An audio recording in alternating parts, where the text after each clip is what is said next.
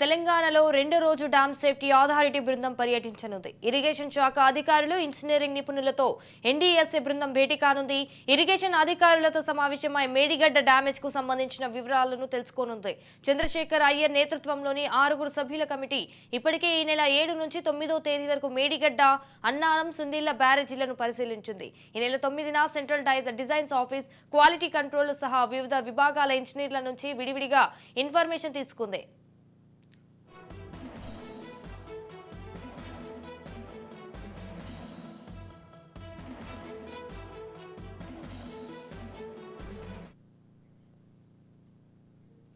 అయితే కీలకమైన operation and maintenance అధికారులతో మాత్రం టైం లేకపోవడంతో భేటీ కాలేదు.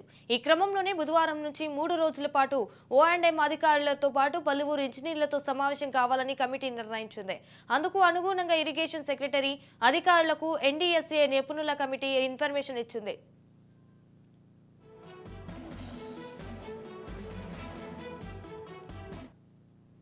రెడీగా దీనిపై మరింత సమాచారం మా ప్రతినిధి సతీష్ ఫోన్ ద్వారా అందిస్తారు. సతీష్, చెప్పండి.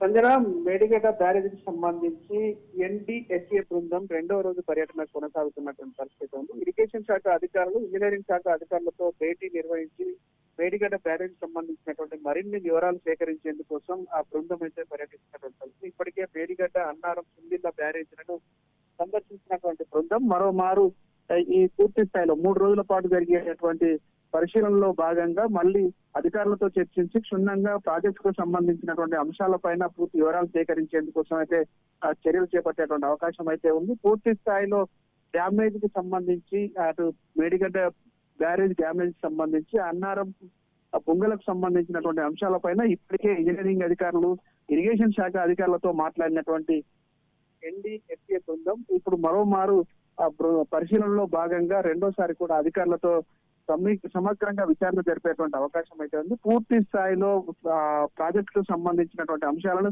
క్షుణ్ణంగా పరిశీలించే క్షేత్రస్థాయిలో ఉన్నటువంటి అంశాలన్నింటినీ వెలుగులోకి తీసుకొచ్చేటువంటి ఉద్దేశంతో పరిశీలన చేస్తున్నట్టుగా తెలుస్తా ఉంది. Right, thank you for the updates Satish.